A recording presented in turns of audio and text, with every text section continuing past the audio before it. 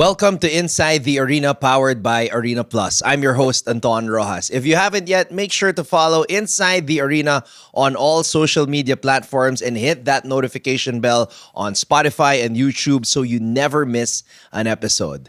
Mga kaastig, it is my honor to introduce to you our special guest. He is a three-time winner of the Philippines' Strongest Man competition and made headlines this year by appearing on Netflix's Physical Asia on Team Philippines. Let's welcome Ray Jefferson Kerubin. Yes. Brother hello. Ray, kamusta? Hello. Thank you. Thank you for inviting me here, Brother Anton. And it's a great honor to be here, to be interviewed by you. And thank you, everyone, also for supporting Team Philippines in Netflix Physical Asia. So, binanggit mo na, Ray, Netflix. Paano nagbago ang buhay mo after appearing on that Netflix show? Because it's kind of like if you appear on Netflix, you made it big in life. Yes. Well, actually, no. I didn't expect na ganito ang mangyayari. During my interview, sinabi ko nga, di ko gusto yung popularity, yung ganito, yung madaming Nakakakilala. Oo. Gusto ko simpleng buhay lang. Kaya nasa Bohol lang ako para simple lang. So, yun. Maraming nangyayari. Especially like this, I receive a lot of invites, promotions as well. I think it's a blessing na din. Pero minsan, naglalakad ka sa airport or kung saan-saan, tapos, uy! Yes. Actually pagpunta ko dito, sa Clark, pagbaba ko, may lumapit sa akin. Sir, pwede pa picture? May nakakilala pa rin. So, sige, sure. Hindi naman ako tinatanggihan niya. Say, come here, picture tayo. Ayan. Kakatuwa nga. So ayan, marami tayong pag-uusapan ngayon. We're gonna talk about your beginnings in Bohol because that's where you're originally from.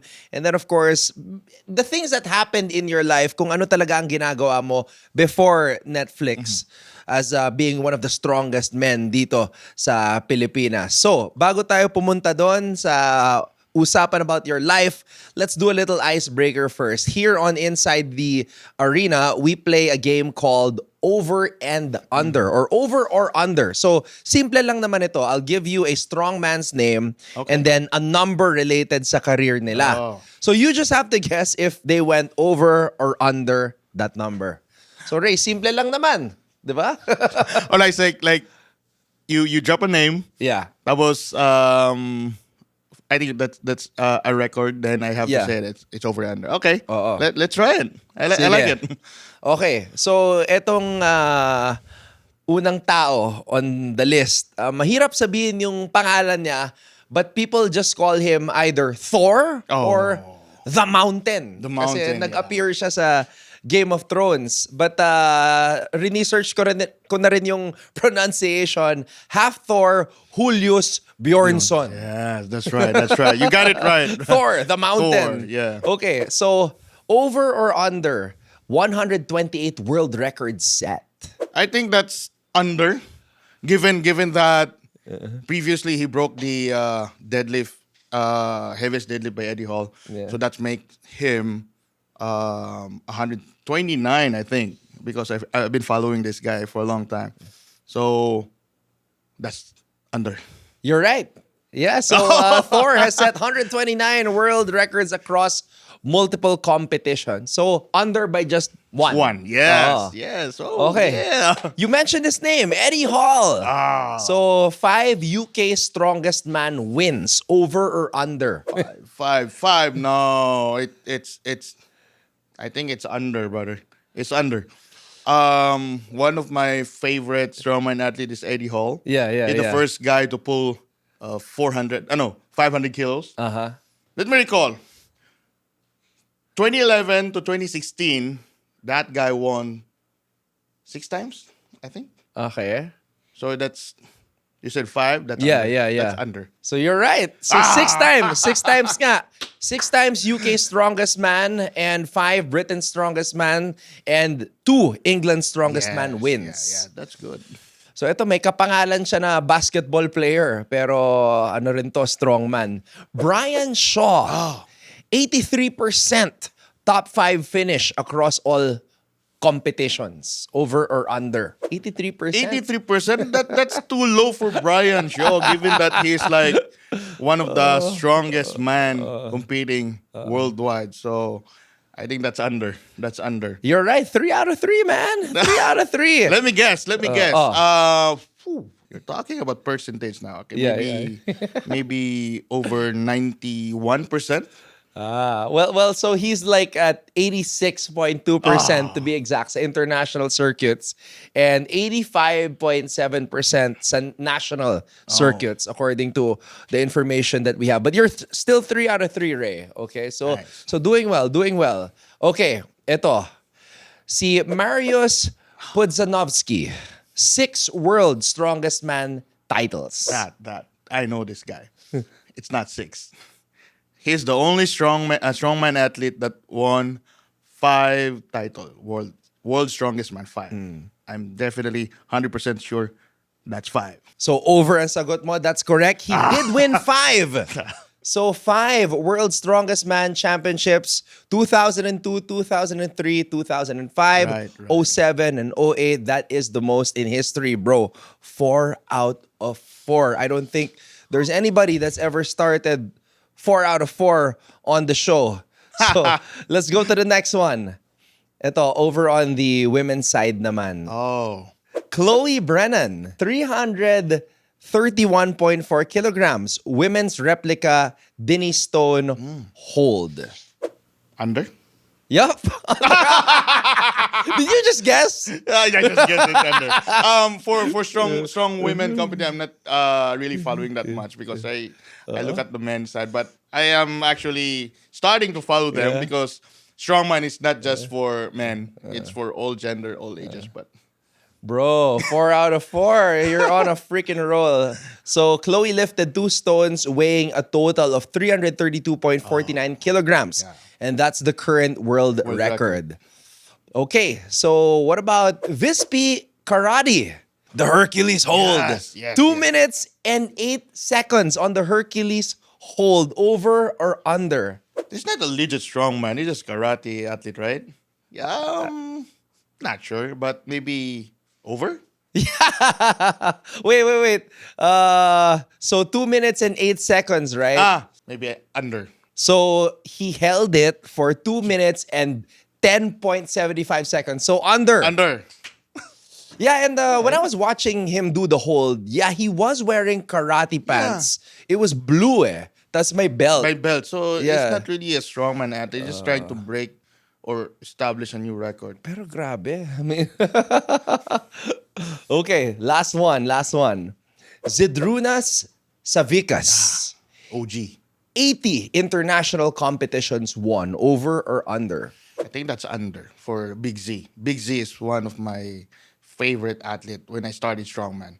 He's a really big guy. He's really strong. But 80 for his entire career, nah, it's too low. It's under. So the information says 79 international competitions. Sayang. Over pa. 5 out of 6 though. 5 out of 6. It's either you or Marlon Stockinger who had the highest score sa ating over or under. Yeah, Nice, so nice. Woo. hey, good job, brother. Nice start. 5 out of 6. Okay, so now that we're warmed up, eto na, pag-uusapan na natin how you got into becoming the Philippines' strongman. So let's go to our next segment, Uncovered. Mga kaastig, welcome to Uncovered, and we're getting to know more about Ray, Mr. Strongman Philippines. So let's uncover his journey. So Ray, what was your earliest memory of being exposed to weightlifting? Okay, before I joined weightlifting, I actually played basketball. Varsity. ako How ng tall are you? 6 flat. 6 flat. 6 flat lang. Okay. I get injured. Nabali yung paa ko, actually. So, I shift to track and field. So, okay. I played shot put, discus throw, and javelin throw. So, medyo okay na siya. But then my coach told me na you need to get or improve your strength because it requires a lot of strength. So, they bring me to a weightlifting gym. Di ko alam na may weightlifting talaga na event eh. So then, doon ako nag-start. Sa Bohol din to. Under Coach Sammy, which is nandun sa ngayon sa SEA Games. Doon nag-start yung weightlifting. Parang na-amaze ako dahil pagpasok ko ay mabigay na eh. Yung malilit na kasama ko dati, malalakas. Like, there's a 69, 70 kilograms na athlete sa weightlifting. Naglilift ng 120 kilos that time. Tapos pagbuhat ko ng 1, hindi ko mano, I can't even lift 100 kilos that time. 14 years old pa ko noon nag-start. So, parang ibang challenge to. Parang nagising yung ano ko na-challenge ko yung sarili ko. Bakit kaya niya? Maliit lang siya, tapos ako hindi. So, doon nagsimula. So it started like that na you saw somebody and then you felt like you should be able to lift it and then you realized na hindi pala ganun kadali. Yes. It's more on technical talaga. The rest is history. After a few months, tinalo ko na sila. Yung mga maliliit, tinalo ko sila. They're training for a long time. Then ako nag-training lang for like 4 months. Then tinalo ko yung mga malakas sa gym. Wow. So 14 years old ka niyan? Yes, 14, 15 15 years. Okay. So ano yung biggest inspiration mo? Sino yung mga biggest inspirations mo nung nagsisimula ka and then of course you were preparing to na sumabak na sa strongman competition? Well, bago ako sumabak ng strongman, same din. Walang strongman competition at that time. When I look at the internet, I just search strongman Philippines. Walang lumabas eh.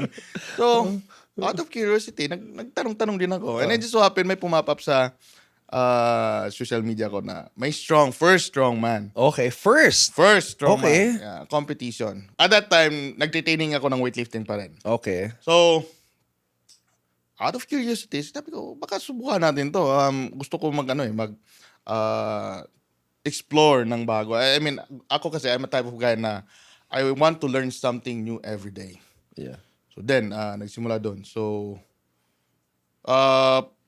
nag-message ako sa kanila na paano ba sumali, anong mga event ito. Totally, I don't have any idea kung anong gagawin talaga. I haven't touched a log before. Atlas Stone. Ang alam ko lang is mag-deadlift, mag-clean and jerk, mag-snatch. Yun lang. And then, doon nagsimula lahat. But then, Ray, also, you were part of the Philippine team, right? Yes, So yes, weightlifting. yes. So this was before the strongman. Nasa Philippine team ka na. Yes. Member ako napasok ko sa Team Philippines 17 years old until 21 years old dahil pagka-graduate ko ng college, umalis na ako eh. Okay. So I have to find a job. Okay. At that time kasi, just to be honest guys, na it's not that, you don't really get much of the support. Especially if nagtitraining ka, hindi pa siya ganun ka wide yung support na makukuha mo sa government natin. And like now, na sobrang ganda na ng improvement. Which is nakikita ko yan since nag-start ako ng athlete sa weightlifting. So, pagkatapos doon, actually, nag-quit ako ng training for 5 years eh. Wow. Yeah, I stopped because I have to find a job. I support my family. So, pagbalik ko, naglaro ako ng weightlifting. Nag-train ulit, which is, na-break ko ulit yung personal best ko at that time. I snatched 135 and 165 clean and jerk that time. Ano, wala na. Hindi na ako makapasok dahil marami ng mga bata eh. So, priority yung mga bata. So, yung nanalo ngayon. So, teammate ko si Hedelin dati. Okay. So, nagtitrain kami sa Rizal Sports Complex. Yeah. And then, wala na. Okay, hanap na ako ng iba. Kasi I'm a sports, I love sports. I love doing it. I don't want to sit lang na walang ginagawa. Yeah. Kaya doon, research ko. Nasa trabaho pa nga ako doon eh. Wala akong magagawa eh. Hinanap ng katawan mo. Hinahanap talaga. Parang gusto talaga na magbuhat. Alam mo yung feeling na dati kang atleta, tapos bigla kang hito. Talagang hinahanap-hanap talaga eh. Anong trabaho mo nun? Nasa call center ako doon. Manager na ako doon. Okay. Until now, nasa call center ako. I'm a supervisor. Okay. So, yun. Actually, nag-research lang. break time research. wala yung boss ko Boss, sorry Search muna tayo. Meron pala. Okay, so, yeah. I apply. Naglaro ako. Out of my own pocket pa rin. Grabe. Siyempre. Ayun. And the rest is history. Okay, so tell us a little bit about Strongman for those who aren't familiar like myself. May mga klase ng events to within the Strongman competition, right? Could you tell me about some of the basic events? Okay, for strongman competition, we have push, drag, carrying events, and lifting events. So, in a competition, we have 5 events. So most likely may medley. Yung medley nandun yung running event. It could be farmer's carry, yoke events. Yun yung mga nilalakad mo, nilagay sa back. And we have the Atlas Stone. Yung mabigat na bato. Yan yung Atlas Stone. We have the lag, which is the pushing events. Yeah. And of course, the deadlift. Ano yung nakikita ko yung hinihila yung mga truck at eroplano? Yan yung favorite ko. Yan yung favorite ko. Yung nagkumpit ako sa Malaysia, Sabah, Malaysia, strongest man.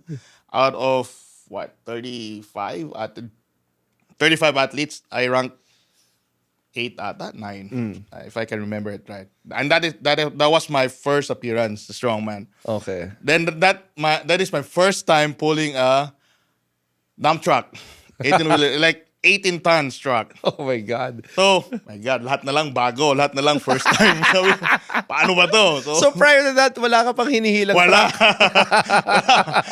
kahit jeep or anything to train, wala. Totally wala. Like, pag curious ka sa isang bagay, you have to research anyway. You do your own research.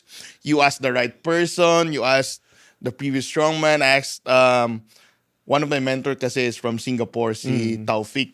So I asked a lot of questions.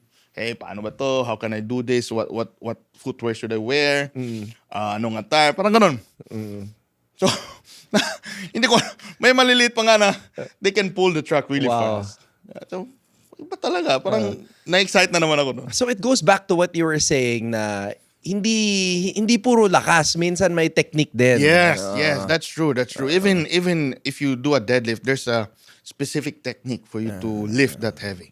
Okay. So Ray, you won the Philippine Strongman competition 3 times between 2016 and 2019. Ano yung pinaka memorable na nangyari sa'yo during those competitions? Ito, ang hindi ko makakalimutan yung first competition ko is like, walang nakakilala eh. Walang nakakilala sa akin. Ako lang yung outside Manila na nagko-compete doon. Okay. So I'm from Cebu at that time. Yeah. So ako lang yung pumunta doon, dito, para mag-compete.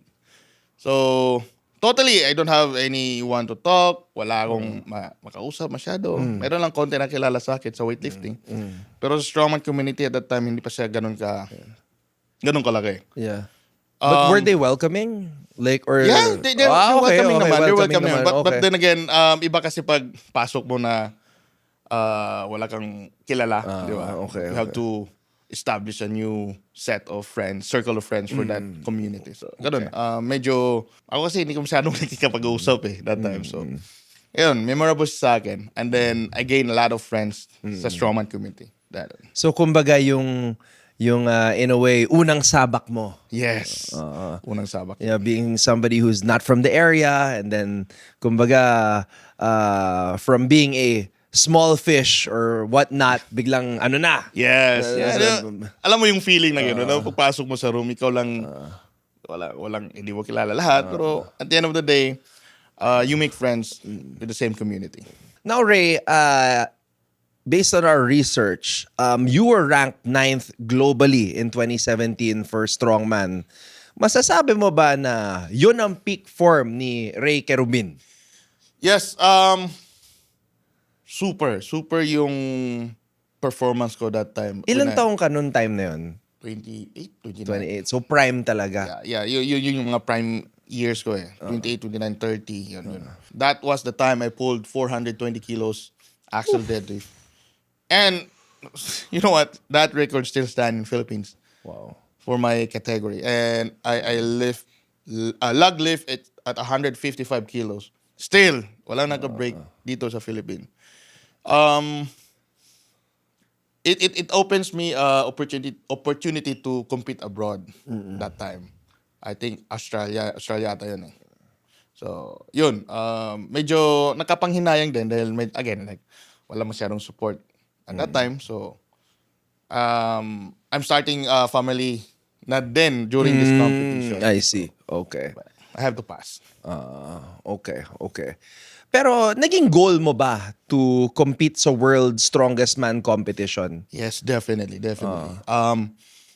Isa lang yan eh. I think sa lahat ng athletes yan eh. Whether what type of sports you're competing, your goal is to compete in the highest competition na pwede mong i-compete for that.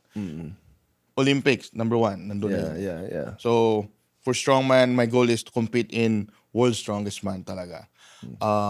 I train really hard for that. It just so happen na hindi siya qualify pa rin. Hindi siya papasok sa qualifying rounds sa kanila. So, they have different set of qualification. So, for me, the record is really, really big, really strong. But pagdating mo doon, medyo malayo pa. Kaya ganun nangyari.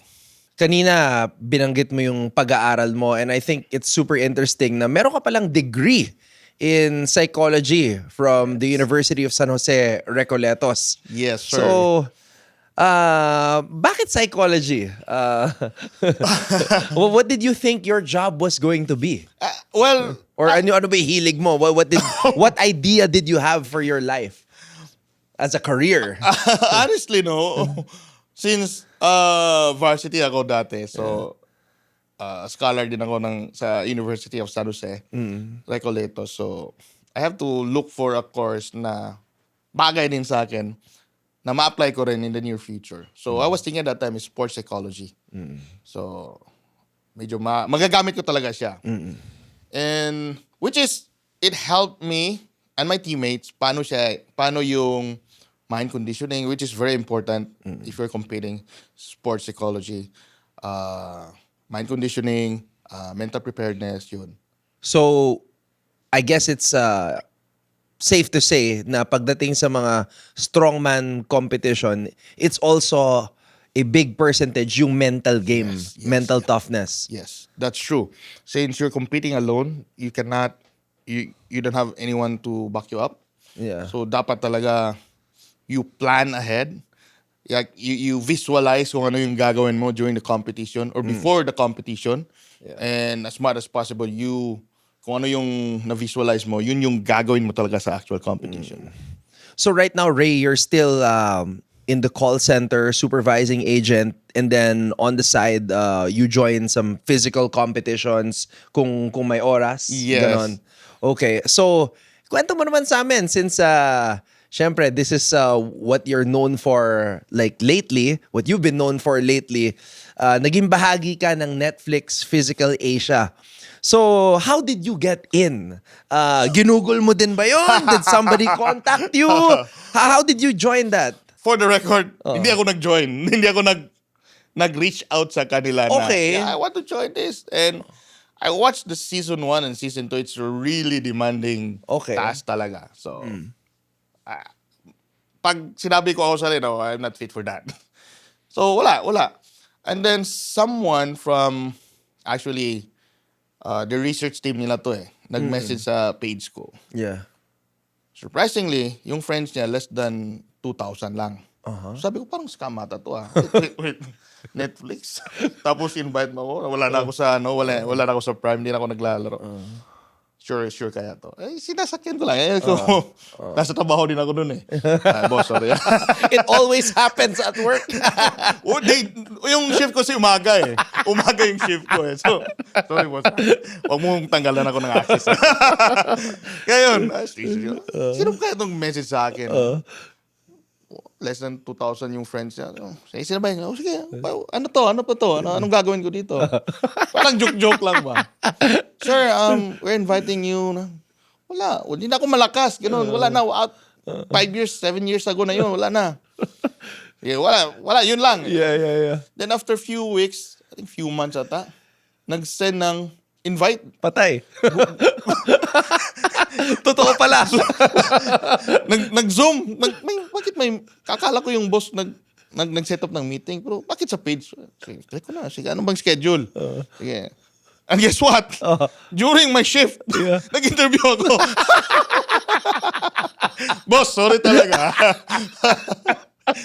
Pumunta ako sa labas. Interview kami.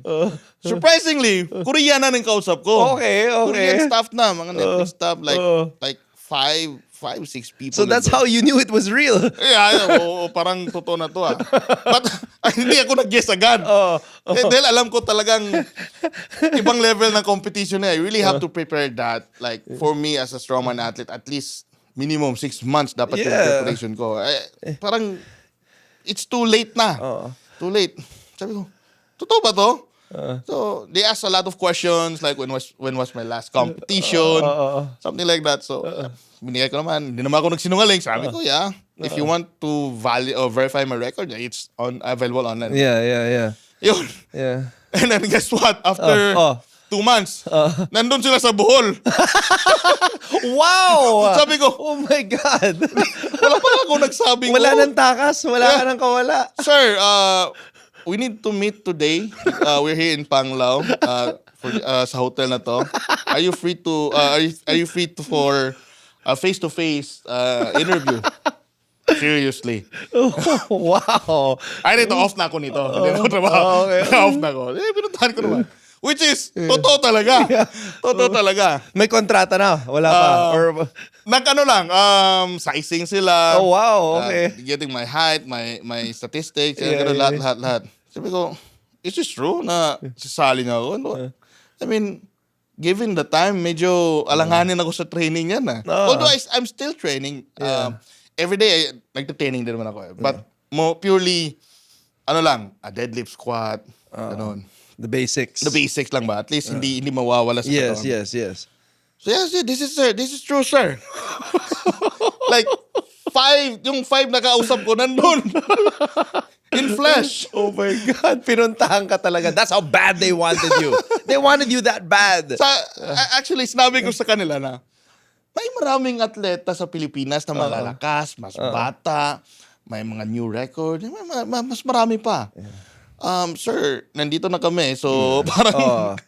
Hindi, Ray, I feel like they really did their research on you kasi based on the lineup of Team Philippines, merong maliit, merong babae, merong Mark Mugen, tas ikaw, syempre, you're the big guy. So they wanted different kinds of characters for different roles. And that makes sense. During our meeting up with other athletes, sa first, nung lumabas yung mga atleta, that makes sense because Korea, they have Min Jae. They have the big guy. They have my favorite guy, Eddie Williams. In Australia, they have big guys. So all countries, they have big guys. So they needed somebody to match up with those guys. Yes. So you fit the description. Yeah. I bet you wish like you were in your prime. Yes. I'm not gonna lie about that. I'm not gonna lie. Sabi ko nga, kung nagkataon lang to during my prime years talaga. You would have crushed it. Yes, of course. Hindi, tsaka you said it yourself. Pinapanood mo yung previous seasons na sabi mo, hindi na ako dyan. Yeah, but they did their research. They still wanted you. Now, ito ang tanong ko sa'yo ngayon. Nung seryoso na, it was for real. Paano ka nagpaalam sa boss mo?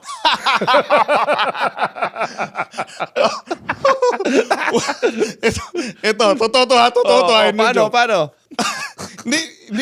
We signed the contract already. Okay. So, may non-disclosure agreement na. So, bawal talaga. Bawal. So, paano ko ba ito sasabihin? I can't leave my team lang sa other team. Kasi yung team ko kasi performer yun For like 2 years. Always top yung team ko. Ganun Tsaka kami. ikaw yung leader dun Tama. Ikaw supervisor dun Pwede iwan tong basta-basta.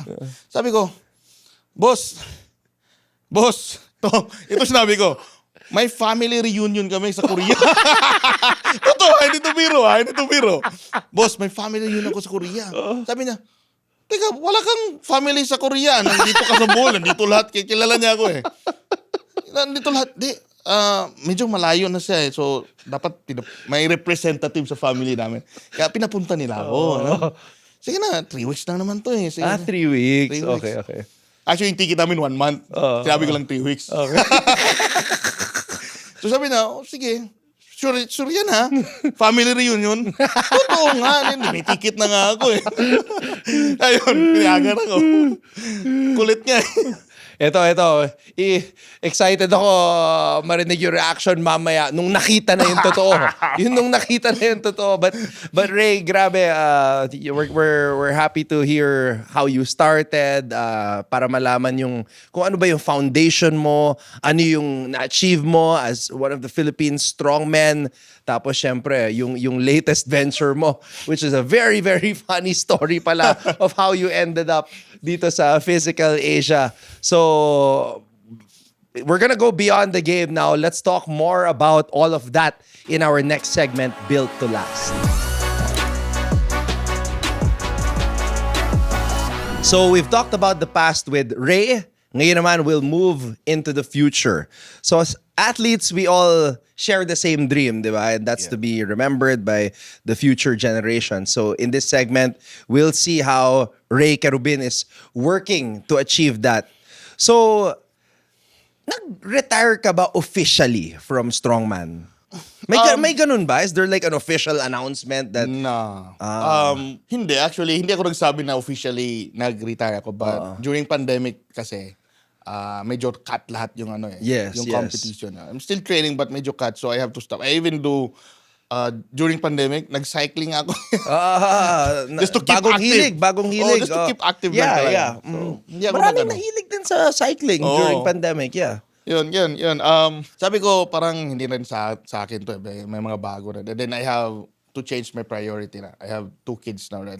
Yeah. So, it's very hard to balance your hobbies, your family. You still have a job. You have family to feed. You have everything to take care.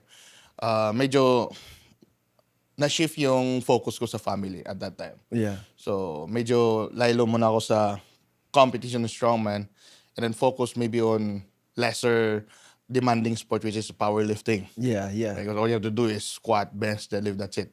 Still strength. And I also, recently, this year, nag-train ako ng arm wrestling din. Arm wrestling. Okay. Yeah, dun. And, ano pa? Maraming talaga. Nag-train din ako ng mga kids. Yeah. Grassroots program. So, nagiging coach ka na rin? Yes. Nag-coach ako for free too sa mga bata. Sa Cebu City pa ako dito. Which is, I witnessed the growth of yung gold medalist natin, si Elrin Ando sa SEA Games. Kilala ko yung bata na yan.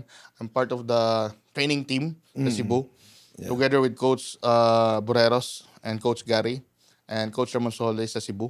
So, kami yung look over sa mga bata that time. So like, bata pa talaga siya. Like, 8 years old, 7 years old, parang ganun. Doon nagsa-start. Like, if you are an athlete kasi, you want to give back something sa community ba? Yeah. Parang, at least, if wala ka na sa strongman scene or anong sports, you shared your passion to others. You shared what you learned to them. Yeah. So, yeah, you mentioned nagbago na yung priorities mo. On your Instagram, it's very evident na you highlight your family, yung pagmamahal mo sa pamilya mo, that's undeniable. So, how big of an inspiration is your family throughout your career, sa career mo? Okay. Malaking part siya sa buhay ko na yung family mo yung nandun, nagsusupport sa'yo. Everything turned in a different angle talaga. I still love competing. Yes, that's true. My wife, she's doing CrossFit that time. She supported me since we met. So she understands. She understands the lifestyle. She understands I eat a lot. It's part of the training. So, but nung nagkaanak na kami, everything changed. So, of course, it's too selfish for me to, dito na lang ako dahil ay, ikaw na bala sa bata, okay na. So we have a different responsibility na to face. What about your kids? Hinahayaan nyo lang ba sila na to find their sport, or do you maybe influence them a little bit na, subukan yung weightlifting? Yes. Good question. Ito, nami-mirror ko to sa daddy ko eh. Sa father side ko. At first, he want me to play basketball talaga. Okay. Like a big guy. Common, Filipino parent. We play basketball, tangkad ka. Yeah. Yes, I did. I trained. During my time, Milo Best. Yes, Milo Best. Naglaro ko Yeah. yan, Milo. Sa Cebu pa yun. Pupunta tayo sa Cebu para mag-train doon, maglalaro. Yeah. Tapos sa Milo Little Olympics. Yun. During that time pa sa atin yun. Yun. But for my kids, I want them to choose what they really love to do. Like, but as a parents, I will show them what sports talaga na fit for you.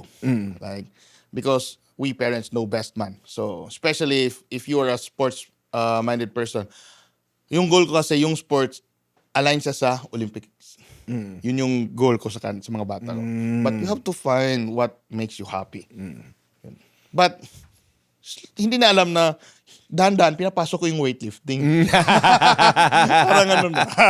Yung mga ano mo ba, yung mga pictures and may mga videos ka bang like, oy, tignan mo to. Si daddy yan. Actually, meron.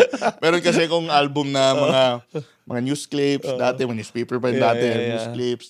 Mga interviews.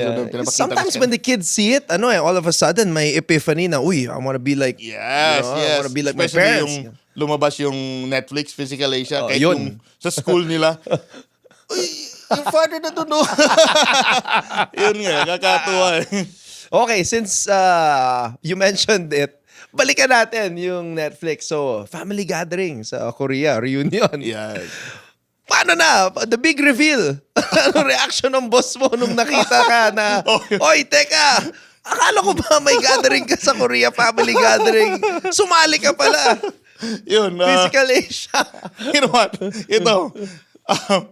Yung boss ko, yung tinatawag namin operation manager ko. Okay. Sabi na, Netflix pala pinuntahan mo, bakit hindi ka nagsabi? Tapos yung hire pa nagsabi, nandun ka pala, bakit hindi ka nagsabi? Ganito kasi, hindi bawal magsabi. NDA. And guess what? Yeah. Sino yung nag-message sa akin? Yung president na mismo. Sabi niya, Ray, you're in Netflix, bakit hindi ka nagpaalam? Yan din nagsabi. Ay, boss, hindi ko alam paano siya, dahil president na siya sa entire Philippines sa company namin. Paano ko ba ito sabihin? Bay, hindi kami boss parang hindi pwede sabihin. Yeah. Ito, totoo yan. Sabi ko, ang kulit, daming nagme-message, pumupunta talaga station ko para maging kwentuhan kung ano nangyari. Yeah. Pero okay naman, di ka naman pinagalitan or Ay, anything. hindi naman. Nasa nasa level of mataas yung bargaining power ko kasi yung team ko nag-number 1 siya 2 years in a row So, medyo may pangbato tayo. Yun. It would have been a different story if your team wasn't performing. Yes. So, buti na. It was meant for you, Ray. It was meant for you. Okay, I want to ask this first. Siyempre, yung Team Philippines kasi sa Netflix, lahat kayo may narating eh. Diba? All of you achieved something individually. Correct. So like, what was it like being on a team like that? Meron kang Mark Mugen Striegel, and then of course, you had Manny Pacquiao, who is, the greatest Filipino athlete of all time. Diba? What was it like being around them? Iba. I mean, the feeling that you're part of that core team talaga, yung first team Philippines talaga to compete in Netflix. Iba. Yes, that's true. We accomplished something in our different field. But seeing Manny Pacquiao competing alongside with him, it's a different kind of feeling. Iba. He's a really good guy, I can say. Yeah. We talk to each other most of the time. Kasi Cebuano siya eh. Bisaya kami dalawa. So, most of the time kami nag-uusap. So, marami siyang sinishare sa akin. So may common ground agad. Yes. So, parang confident na kami mag-usap. So, marami siyang sinishare sa akin. Yeah. Especially yung dalawang babae namin, si Lara at si Robin. We talk a lot. Actually, lahat kami. Like, we have different kind of bond when we meet each other Yeah. sa hotel. First time nag-meet namin, nagkakausap kami. Ang first na-meet ko talaga si Mark. I know Mark for a long time because he's really famous here in Philippines. Mark, then Lara, then Justin, and then Robin. Last na si Manny Pacquiao na na-meet namin. So, dun. Nag-usap-usap kami. We share our passion. We try to connect our vibes. Like, ano yung mga strength namin, yung weaknesses namin. Para, it's like, we know how to plan. Because, it's totally different yung setting as versus sa dalawang season na Netflix, Physical 100. Yeah. This time, it's more on strategy talaga. So, kaya, we really need to come up with a better plan. What was the best piece of advice na nakuha mo kay Manny Pacquiao? Good. Ito, di ko to makakalimutan talaga. You put God first before you do everything. Alam mo naman natin si Manny Pacquiao, madasaling tao yan eh. Before we start every quest, nag-pray talaga siya. So, which is, na-stuck din ako doon dahil minsan kasi nakalimutan natin eh. Honestly nakakalimutan natin na we need to ask guidance sa Panginoon natin kung anong gagawin natin. Kaya yung sinabi niya, you put God first before you do anything. Medyo napaisip ako na kahit gaano kalala yung problema mo, gaano ka saya yung buhay mo, you still have to thank God because blessing na binigay niya sa iyo. And other than that, mga routine niya, sinishare niya, yung mga pagkain niya, yung mga preparation niya sa competition, like, marami. Tinola ata ang isa sa mga paborito ni Manny. Yeah, ito hindi ko makalimutan eh, yung Bisayang manok na tinola. Tsaka, he even shared to us na yung banana na kinakain niya, dalawa lang. Sorry boss Manny isa sa umaga, isa sa hapon. So, pag masobrahan kasi, sabi niya, hindi na siya maganda sa katawan. So, tama lang. Wow. Which is good. And then, proper hydration. So, specific talaga. Specific. Talaga. Ito talaga, hindi ko malimutan to. Kung ano yung food preparation mo before the competition, same food yung kakainin mo. Yun yung na-nakus kanya, na-remember na, tama pala. But because, for example, you prepare your meal before the competition. Before the competition, may preparation ka, diba? Yeah. So, yung meal mo prepared na. Yeah. So, pag binago mo siya during competition, mag-iiba yung chemistry sa katawan, which makes sense. Yeah. Kung anong kinakain mo, tinulang manok, yun din kinakain niya. Kaya pala, okay. You know what, Ray? One of my favorite clips from the Physical Asia was yung kayong dalawa ni Manny. And then you had to get that big ball that was in the water. Yes. For one, I was scared for Manny because parang, di ba, Manny's not as young as he used to be. Yes. You know, he's a congressman, di ba? So like he's going there, tapos ang lalaki ng mga bumabangga sa kanya. So parang lumabas, ikaw yung protector niya eh. Yes. Kasi kayong dalawa yung magkasama dun eh in that challenge. Yes. So how was that experience like na, alam mo yun, you're going to war with Manny Pacquiao? Yes. Medyo din eh. Paano ba? May pressure ba yun? Grabe, papagalitan ako ng taong bayan kung hindi ko maprotektahan to. Isa din yung iniisip Protect ko eh. Manny at all costs. Sorry. Isa din yung naisip ko eh. Parang ayaw ko rin makita na ma-injured si Manny because of that. So, parang gusto ko rin protektahan siya. So, ang ginagawa ko ay si Super Bon, yung sa Thailand, yun yung tinatarget ko na hindi siya pwede lalapit dahil Muay Thai siya eh. So, magka-clash sila ni Manny. So, ang goal lang namin doon is si Manny kukuha ng bola tapos yung isa ipoprotect ko. Yun. Kaso, paglaro talaga, yung mga game plan mo, hindi yan 100% na gumagana talaga eh. And si Manny, he's really game eh. Yes. As in like he'll move really fast.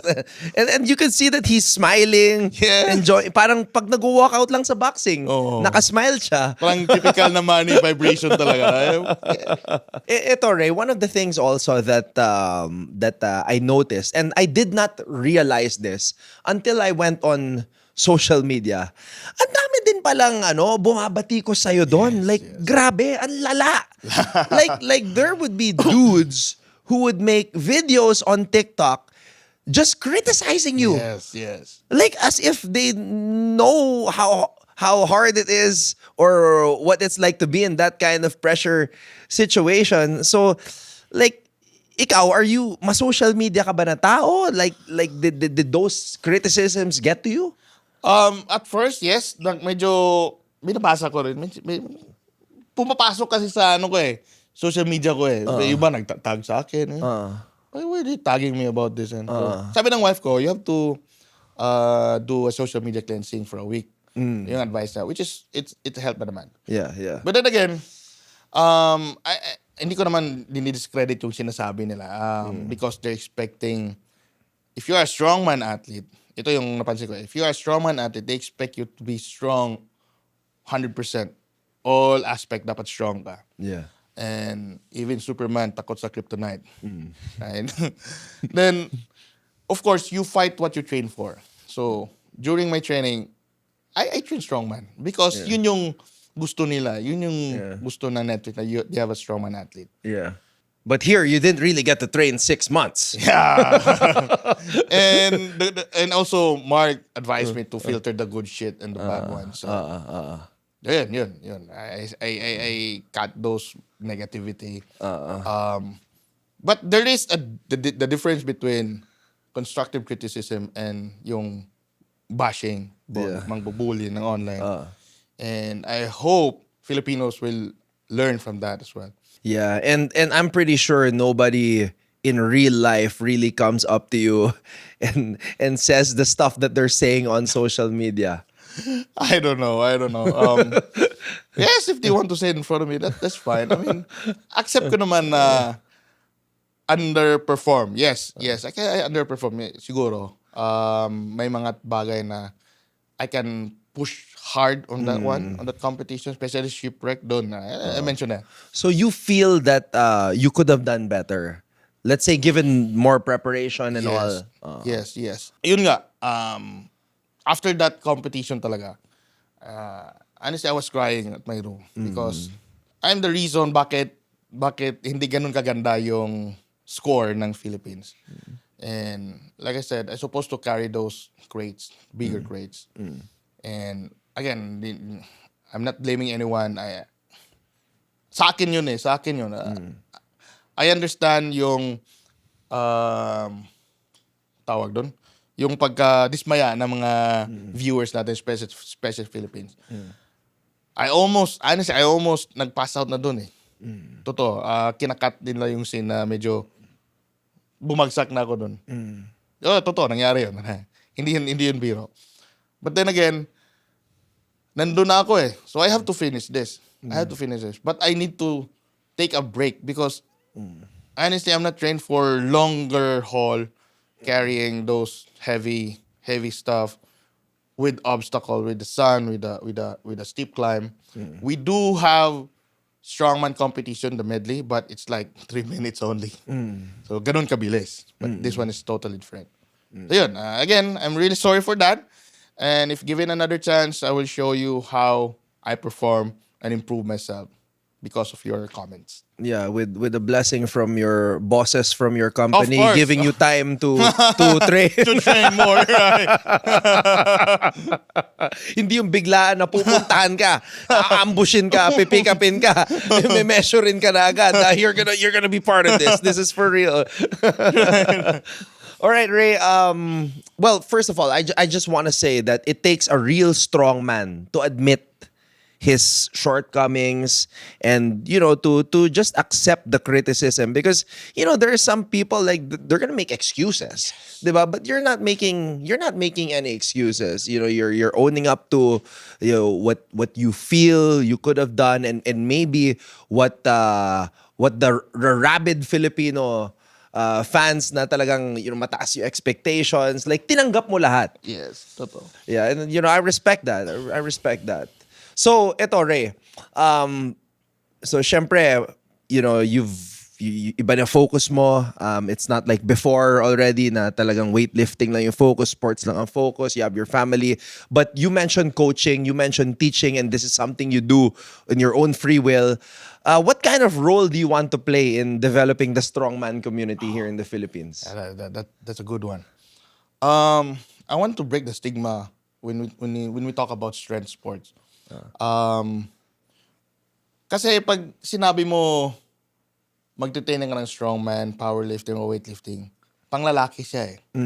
So, and also yung mga parents, hindi nila gusto i-submit yung bata nila for that kind of training because ayaw nilang, guess what? Tumangkad yung bata. Baka hindi daw tatangkad. Yun yung ano eh. Yung mga misconception. So, which is, okay, given example, nag-start ako at early age. So, hindi totoo yun? Hindi totoo yun. Okay. Bro, hindi totoo yun. Proven na to siya. The more na nag-train yung bata at early age, the more na increase yung growth hormones ng bata.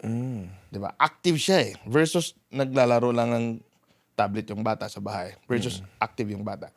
And then it takes a proper training naman. You don't expect yung bata na 9 years old magpubuhat agad ng 50 kilos. No, hindi. Hindi. There's a training na designed for that. Hindi nga pinapahawak namin ng bar yung bata eh. Totoo. Like, pipe lang, yung kaya lang. Tapos kung kaya na, maglaro, okay, laro ka dun. After, balik ka dito. Parang gano'n lang. Parang playground lang yung atake namin that time. So, gusto ko rin na i-share sa kanila na yung strongman competition, it's open for everyone. No age limit. It knows no gender. Pwede babae, of course, pwede. Just look for a good community na papasukan mo. Look for a good coach na magte-train sa'yo.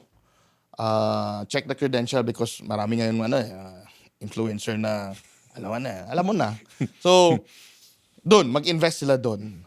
But if you want to know more on strongman competition, strongman games, you can message me. I'm willing to share what I learned. Or you can just do what Ray did so many years ago. Google, when's the next strongman competition? That's right. I'm sure there's so much information about that now. True. Bro, so we're very happy with what you've shared, and of course, just manning up and being part of Physical Asia, and we can see that you're already thinking about how to contribute to the next generation with regards to Philippine strongman. So, before we end, syempre, we have to go to some questions from the fans sa social media about strongman. Okay. So that's going to be our next segment, Serve and Respond.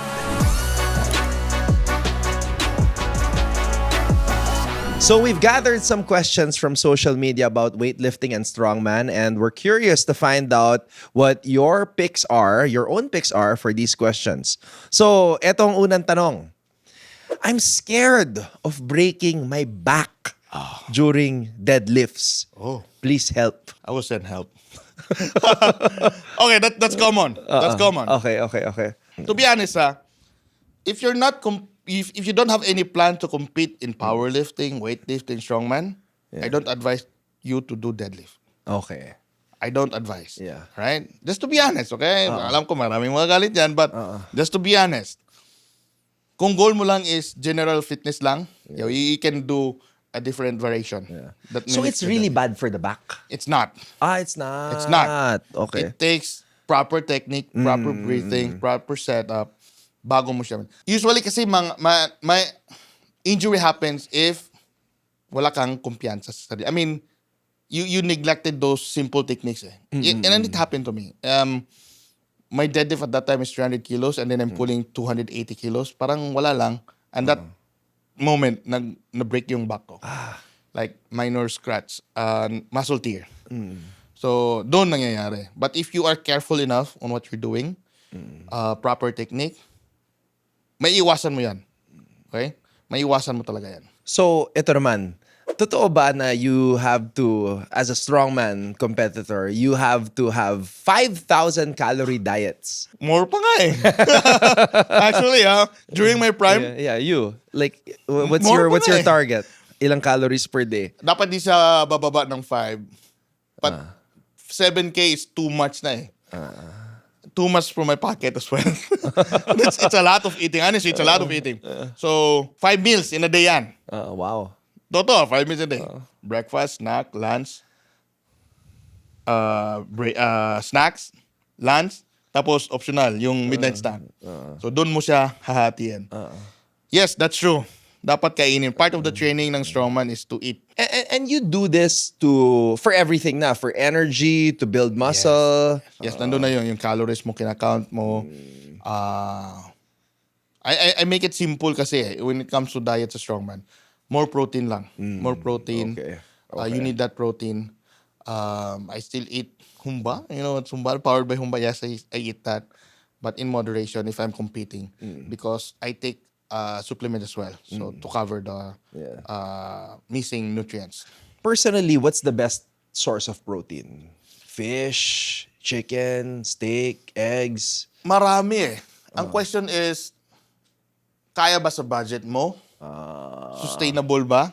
Okay, so depende. So like, let's say kung nagtitipid ka, Yes, chicken. just go with the eggs, maybe. Egg, chicken, yes. Chicken, yeah. Okay. Beef is good source of protein. But then again, question there is, masustain mo ba siya during preparation mo sa 6 months? So, yes, if you can get lower beef, then that's good. The best is chicken, which is available lahat. Eggs, Yeah. fish. Ray, what's your pre-competition routine? Okay. Na-share ko na to dati actually. May ano ba, meron ka bang kakaibang ginagawa? Ito, ginagawa ko to. Before ng start ng competition, pinupuntahan ko yung venue. Okay. Right? Just to Nag-scout feel ako the doon. vibes. Yeah, you have to feel the vibe. You have to check the surroundings, check with the equipment, that's basic.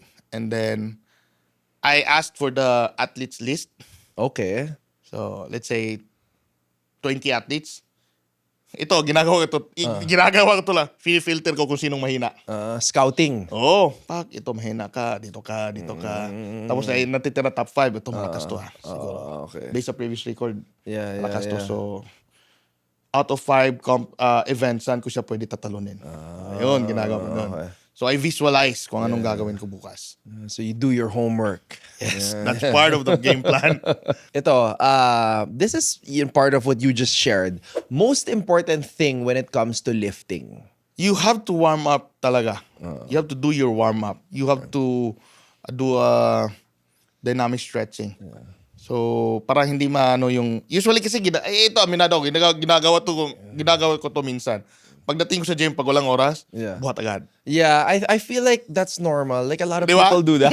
Di ba? They neglect the stretching, Yes. the warm up. Even if maglalaro ka ng basketball, pagpasok mo sa gym, wala na. bola. And that's when the injuries happen. Yes, that's right. So, advice ko talaga, you have to set time for your warm up, for your stretching before you do your big lift. Yeah, that's a good reminder right there. Eto, for mga beginners, gusto ko mag-train as a strongman. Saan ba ako magsisimula? Oh, nice question. Do your research. Yeah, go to your good friend Google. Yes. Right now, kasi, meron na siyang, medyo lumalaki na yung strongman community. Lalo na nung pagsali ko sa Netflix, parang maraming viewers na curious din kung ano yung strongman. May strongman pala. Kahit si Mark hindi niya alam eh. Really? May strongman pala sa Philippines. Kaya sabi niya, may strongman pala sa Philippines. Yes, meron. Tagal na eh. So, may strongman page talaga na if you want to ask, if you want to watch a strongman competition, if you want to know more about strongman competition, you can message that. And also, it's in my page as well, yung mag-update ng mga strongman competition. If you're here in Manila, we have gyms that offer strongman training. Marami. So, it's not like before when I started strongman, like, I don't have access to those equipments. Honestly, first, yung first na competition ko, that's the first time I touched Atlas Stone, the log, ano pa, yung yoke. First time lahat. Oo. Tapos tinalo ko sila lahat. Sa first competition na yun. Ray, I have a question. When you are a strong man, do you have to be massive? Like yourself and like Thor, 'di ba? Like the mountain.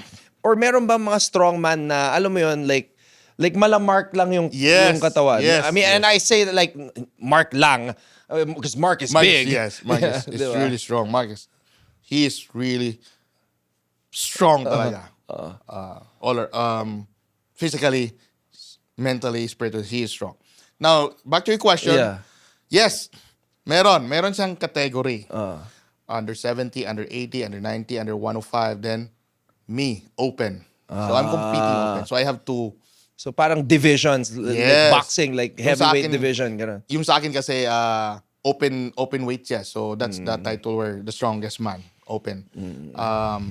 That's true. You can compete strongman here in the Philippines with your desired weight. 100, under 105, under 80, even yung mga under 70 meron. They can compete strongman. Ito, you said this already, but maybe you have a different answer from our fan questions. How long does it usually take to get up to form for a competition? Sabi mo kanina, 6 months. For the 6 months I mentioned, Yeah. it's because I'm a veteran athlete. For like For your me, your for age me. and you have your priorities. I already have muscle memory na. So all you have to do is to gisingin yun, get the hang of it, develop your stamina, your endurance, get back all the strength. But if you're starting strongman, you really need to take your time. Do not rush, do not skip the process. It takes time talaga. Especially pag nagbubuhat ka. There are times na you've been training 2 months, 3 months, 4 months, yung lift mo ganun pa rin. It takes patience talaga. Don't rush. Everything will follow. Like I said, advice ko, get a good coach. Okay, kanina we touched on this, the different kinds of events sa strongman. What's your top 5 most difficult strongman events? Top 5. Top 5 talaga ha. Tapos yung event namin 5 lang eh. Oh, yun. So rank those 5. Okay. Medley. Medley. Kasi yung medley race, surprise yun eh. Kaya hit ko yung surprise na event eh.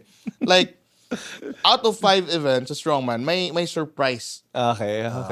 to be announced Okay. during that day. Yeah. So most likely medley yun. So top worst ko siya dahil hindi ko alam kung ano talaga yun eh. So there's like that hindi ka nakapag-prepare factor. Yung preparation mo nandun pero hindi siya specific for that. Okay. So hulaan na lang. So merong gulpe de gulat. Parang Pwede. gano'n. Oh, yan. Ganon. So yan. Axle clean and press, I can say. Because it takes a lot of effort talaga. Because the bar is big, it's thick. It's 2 inches bar and it doesn't spin. Yeah. So medyo, demanding din. Third is, deadlift ladder. Deadlift ladder. Meaning, you start from, let's say, 200, 250, 280, then 300. So, parang paakyat siya. Yeah. Medyo hit ko din yun. Then, Yeah. next is, last 2 na yun, di ba? Last two. 5 events lang kami eh. Ano yung pinakamadali? My favorite na lang, Atlas Stone. Atlas Stone. Atlas Stone. Yun yung classic eh, Atlas Stone.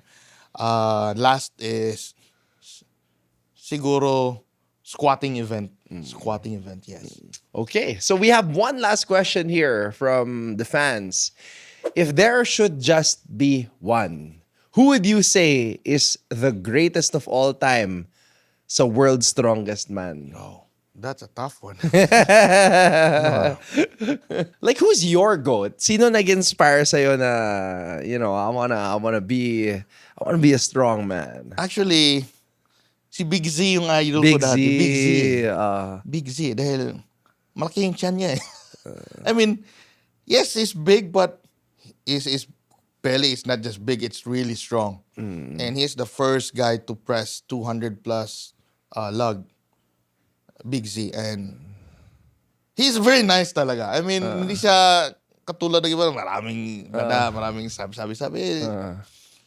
Madali lang siya. I mean, nakuha niya yung attention ko sa kanya. So that's one of the strongest man na fina-follow ko talaga, si Big J. Kaso retired na siya eh. So it's not just about yung strength but the personality, also. Yes, Oo. yes.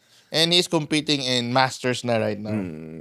All right. Well, Ray, it's been an amazing and fun conversation, and I'm sure lahat ng mga nagmamahal sa'yo, you've made Filipinos proud. You made the Philippines proud. You made your family proud. I'm sure you've gained a lot of fans as well.